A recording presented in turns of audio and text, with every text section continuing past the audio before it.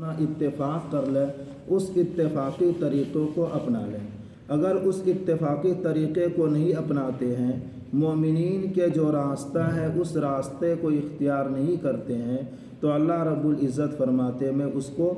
दो रास्ता दिखाता, नुवल्ली मा तवल्ला, कि दुनिया के अंदर मैं उसको छोड़ देता हूँ, वह जहाँ जाए चले जाए, यानी कि मैं उसको हिदायत की तौफीक नहीं देता हूँ। व नुस्ली जहन्नम, और दुनिया आखिरत के अंदर उसे हम जहन्नम की सज़ा देते हैं। यानी अल्लाह रब्बुल इज़्ज़त खुद फरमाते हैं कि जिस तरीक़े से कुरान को मानने के लिए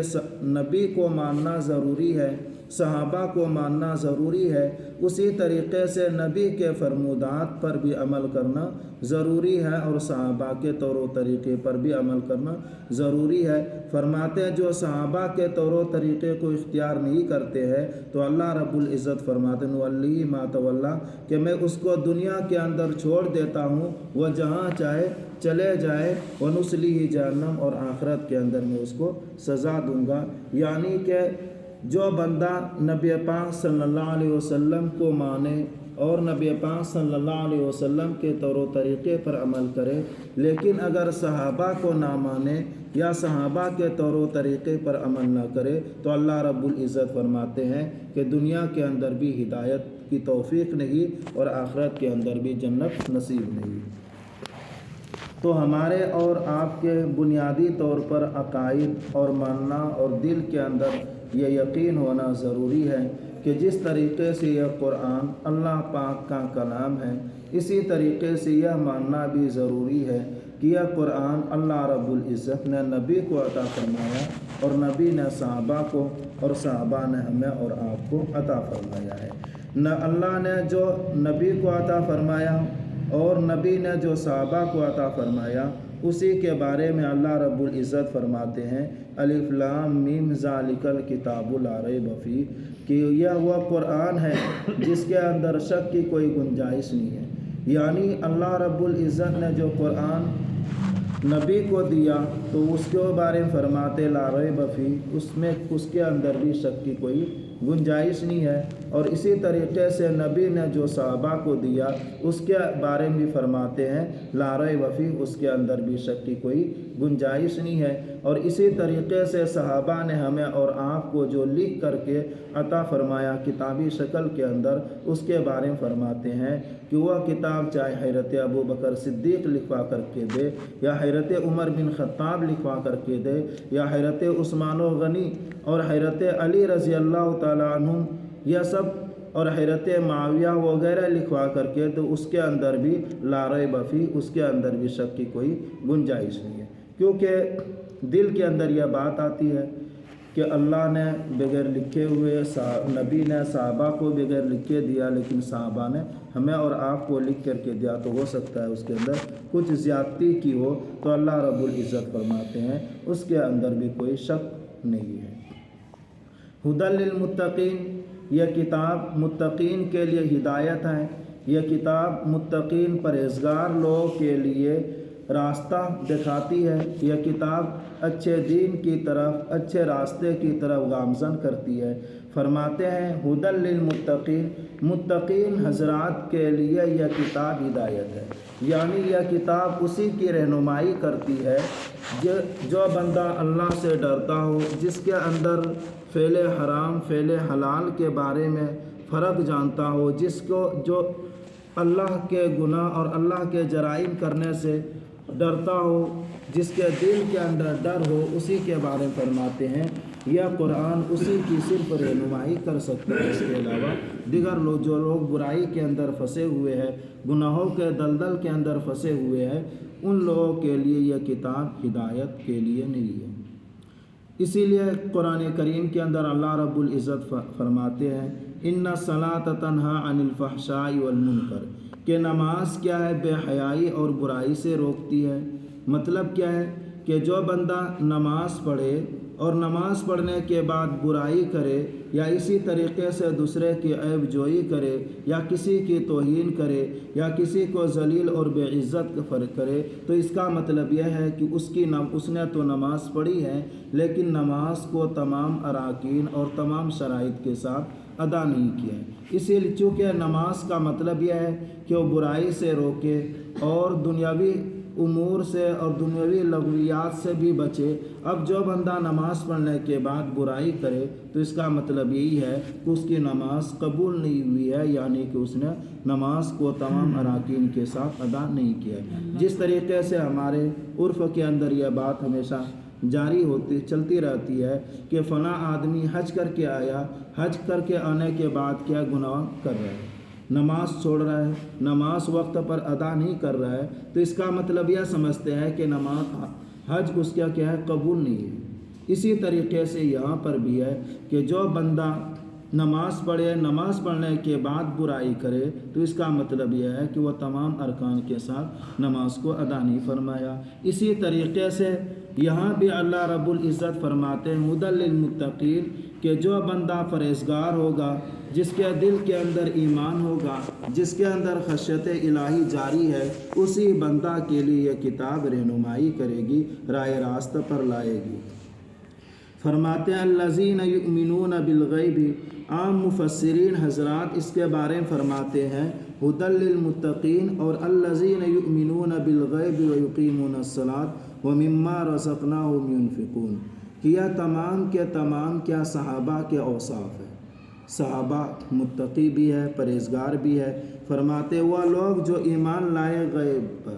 وہ لوگ جو ایمان لائے غیب پر۔ غیب کا مطلب یعنی جو ہماری نظروں کے اندر موجود نہیں ہے، جو ہماری نظروں کے سے غائب ہے، وہ غیب مراد ہے۔ امور غیبیہ یعنی کہ جنات، یعنی کہ فرشتے، یعنی کہ جنت اور جہنم، یہ تمام امور ایسے ہیں ان کو ہم دیکھ بھی نہیں سکتے ہیں اور اس کی آواز بھی ہم سن نہیں سکتے ہیں۔ تو فرماتے وہ لوگ جو ایمان لائے غیب پر، یہ ایمان والوں کی نشانی ہے،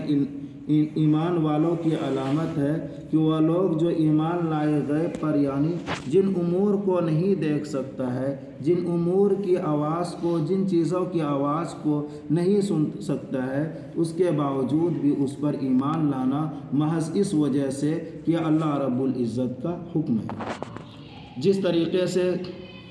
واقعہ پیش آیا تھا کہ نبی پاک صلی اللہ علیہ وسلم جب شب معراج سے تشریف لائے تو مکۃ المکرمہ اور مدینہ منورہ کے اندر یہ آواز گونجنے لگی اور یہ آواز پھیل گئی کہ ایک مکۃ المکرمہ کے ایک محمد نامی شخص ہے جو یہ کہتا ہے کہ ایک رات کے اندر وہ ساتوں آسمان پر چلے گئے۔ چنانچہ اس وقت میں حضرت ابوبکر صدیق ملک شام کے اندر موجود تھے، تو کسی آدمی نے، کسی یہودی عالم دین نے یہ کہا حضرت ابوبکر صدیق سے کہ مکۃ المکرمہ کے اندر ایک ایسا انسان ہے جو یہ دعویٰ کر رہا ہے کہ ایک رات کے اندر اللہ کچھ لمحے، ایک رات نہیں بلکہ رات کے کچھ ہی حصے، کچھ ہی لمحے کے اندر ساتوں آسمان پر جا کر کے پھر واپس آ گئے۔ تو حضرت ابوبکر صدیق نے فرمایا کہ میں اس کو ہرگز قبول نہیں کر سکتا ہوں، یہ ہمارے ذہن دماغ سے بہت ہی اوپر ہے۔ چنانچہ اس یہودی نے کہا کہ نہیں، یہ تو محمد نامی شخص اس بات کا دعویٰ کر رہا ہے۔ چنانچہ حضرت ابوبکر صدیق نے کہا کہ تب میں مانتا ہوں، یعنی کہ وہ چیز جو ہماری عقلوں سے غائب ہے، وہ چیز جو ہماری عقلوں سے بالکل دور ہے، جس کو ہم عقل کے ذریعے سے سمجھ بھی نہیں سکتے ہیں، عقل کے ذریعے سے پہچان بھی نہیں سکتے ہیں، ہم آنکھوں کے ذریعے سے دیکھ بھی نہیں سکتے ہیں، اس کے بارے میں ہے کہ اللہ رب العزت کے فرمودات کے مطابق الذین یؤمنون بالغیب، کہ جو چیز ہمارے نظروں سے غائب ہے، آسمان و زمین کے اندر پوشیدہ اور مخفی ہے، اس پر ایمان لانا ضروری ہے، یعنی جنات، شیاطین، فرشتے وغیرہ پر ایمان لانا ضروری ہے۔ اسی طریقے سے ہمارے نبی سے پہلے حضرت آدم علیہ السلام سے لے کر کے حضرت عیسیٰ علیہ نبینا والسلام تک جتنے بھی انبیاء آئے ہیں، تشریف لائے ہیں، ان کو ہم نے دیکھا نہیں، ان کو ہم نے سنا نہیں ہے، نہ تو ان کی شریعت پر ہمیں عمل کرنے کا مکلف بنایا گیا ہے، لیکن چونکہ وہ ہماری نظروں سے غائب ہے، ان پر بھی ایمان لانا ہمارے اور آپ کے ذمہ ہے۔ لیکن باہرات کبھی کبھار مسجد کے اندر یا کبھی کسی جگہ پر اس طریقے سے باتیں کرتے ہیں جو بالکل اسلام کے عقیدے اور اسلام کے یقین چیزوں سے باہر ہے۔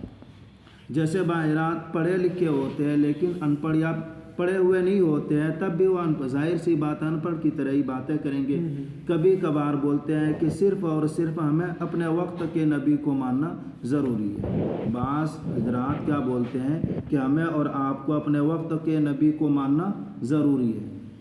یا مطلب وہ بات کو سمجھتے نہیں ہے۔ یہاں پر ہمیں اور آپ کو سمجھنے کی ضرورت ہے کہ ہمیں اور آپ کو حضرت آدم سے لے کر کے حضرت عیسیٰ علیہ السلام کو ماننا ضروری ہے، اور نبی پاک صلی اللہ علیہ وسلم کو بھی ماننا ضروری ہے، لیکن دونوں کے ماننے میں فرق ہے۔ حضرت آدم علیہ السلام سے لے کر کے حضرت عیسیٰ علیہ السلام تک تمام انبیاء پر ایمان لانا ہمارے ذمے ہے، اور نبی پاک صلی اللہ علیہ وسلم پر ایمان لانا بھی ہمارے ذمے ہے۔ فرق کیا ہے؟ ان کو صرف ماننا ہے، اور نبی پاک صلی اللہ علیہ وسلم کو ماننے کے ساتھ ساتھ ان کے فرمودات پر، ان کی شریعت پر، ان کے بتائے ہوئے طور و طریقے پر عمل کرنا ضروری ہے۔ فرماتے ہیں الذین یؤمنون کہ صحابہ جو تھے وہ غائبانہ چیزوں پر ایمان لاتے تھے۔ صحابہ غائبانہ چیزوں پر ایمان لاتے تھے، اور ہمارے سامنے ابھی یہ بات آئی کہ قرآن کو ماننے کے لیے نبی کو ماننا ضروری ہے، صحابہ کو بھی ماننا ضروری ہے۔ اور چونکہ صحابہ کے ماننے کا مطلب یہ ہے کہ صحابہ جن چیزوں پر یقین کرتے تھے ان چیزوں پر ہمیں اور آپ کو بھی یقین کرنا ضروری ہے۔ تو یہاں پر یہ الذین یؤمنون بالغیب یہ صحابہ کی صفت ہے، صحابہ غائبانہ چیزوں پر ایمان لاتے تھے، اسی طریقے سے ہمیں اور آپ کو صحابہ کے ماننے کے مطلب کے مطابق کیا ہے، ہمیں بھی غائبانہ یعنی جنات، فرشتے، ملائکہ وغیرہ پر ایمان لانا ضروری ہے۔ فرماتے وَيُقِيمُونَ الصَّلَاةَ وہ لوگ جو نماز قائم کرتے ہیں، وہ لوگ جو نماز قائم کرتے ہیں، وَمِمَّا رَزَقْنَاهُمْ يُنْفِقُونَ اور جو ہم نے ان کو عطا کیا ہے اور ہم نے جو ان کو مال دیا ہے، يُنْفِقُونَ وہ اللہ کے راستے میں خرچ کرتے ہیں۔